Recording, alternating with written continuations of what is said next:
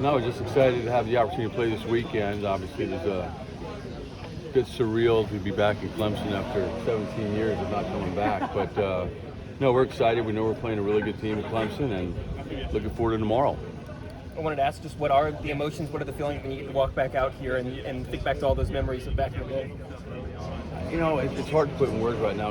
You know, I literally, this is the first time I've been back. I didn't even stop by here yesterday, but you know, really just focused on our own team. And, you know, I've thought a lot about, you know, what it might feel like, but I don't want this to be about me. Or obviously, there'll be a lot of discussions about me and Jack and Eric, of course. But you know, focus is really about our team. Have you been able to talk to Jack at all? Yeah, I saw him before practice. Yeah, we took a couple Same, pictures together. same guy. Can't believe he's still here, can you? No, I can believe he's still here, but it's great to see him. I still stay in touch with him quite a bit. Did he give you any inside scouting information? Absolutely not. I can't even get him to go out to dinner with me right now. What have you told your outfielders about the warning track here?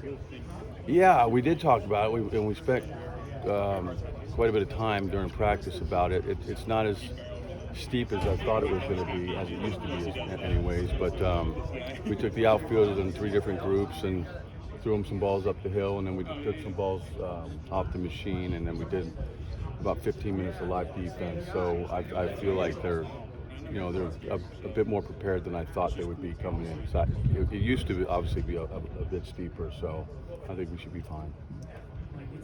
Kevin, the confidence of your team has got to be high after going into a hostile environment and coming out of Oklahoma State with a victory. Yeah, I mean, Oklahoma State was outstanding. I mean, they ran arm after arm after arm out there. They've got probably 3 or 4 hitters in their lineup that'll probably play in the big leagues. It was a hostile environment, but you know, we played 3 games in about 28 hours, and you know, I think it's been well scripted that we've maybe have underachieved quite a bit this year. But you know, we played obviously a really difficult schedule, and we played in some really tough places. You know, Arkansas, LSU. I mean, you know, you'll play Florida State 3 times. When you look up and down our schedule, there's quite a few places that are really difficult to play, and I think that helped probably prepare us for last weekend. Where do you feel like you guys made the most progress on the mound last weekend, just with how much success you guys had compared to the weeks before that? Honestly, I think it probably started with Liam Peterson trying to figure things out. You know, we finally found one guy that can get us into the 6th or 7th inning.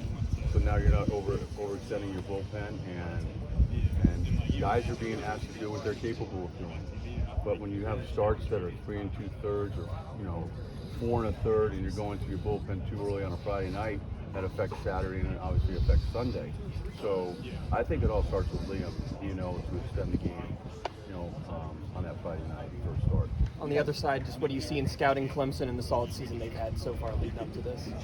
I'm going to do some more tonight, but obviously they're older, they're athletic, they got some length to their lineup, and I've known Jimmy for a long time, and all of his staffs have always thrown strikes, and had the ability to throw multiple pitches for strikes, and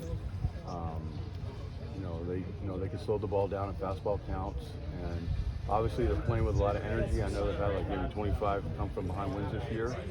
The team chemistry from an outside looking in looks like it's as good as it can be, and they don't beat themselves. So, you know, it should be a fun series. It's, you know, both teams I think are going to play fundamentally sound, and it's like anything else. It'll come down to a pitch here and a bat here, and whoever has the opportunity to rise in those certain situations is probably going to end up, you know, being the winner. But I mean, it should be a well-played series for sure.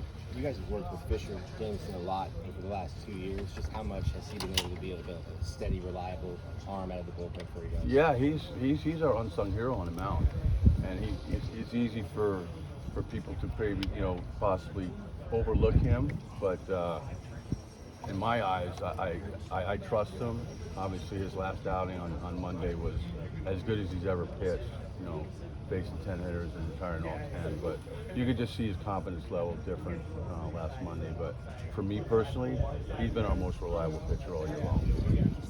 Coach, what's the relationship like now between you and Coach Bakich? It's great. I mean, we've always been great friends. I mean, think about it. You know, we all work together with Jack and obviously Tim at Vanderbilt. So I'm looking forward to seeing him tomorrow.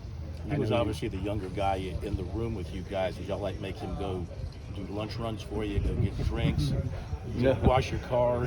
No, nothing like that. I just say there was quite a bit of testosterone in that one office. 3 very competitive guys.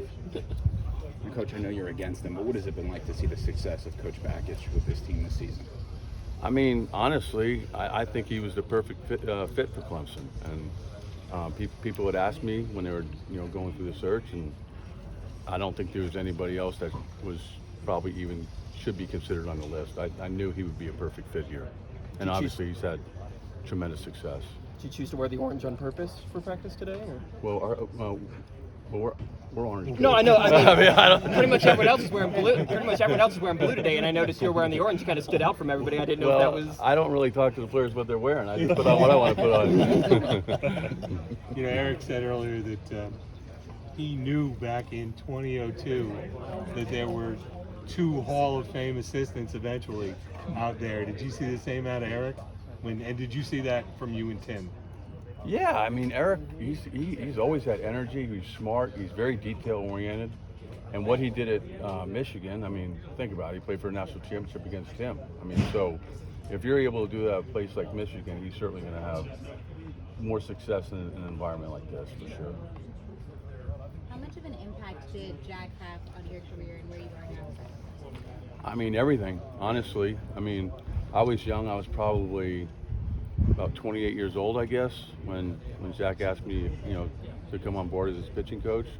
When you're young, you always focus on the X's and O's and all those types of things. But, to run a program like this, there's so much more that's involved, in the organization and, the academic piece and now being around Jack and learning how to run a program from A to Z, really has prepared us for all this portal stuff and NIL stuff, and there's constant changes. But I obviously owe everything to Jack.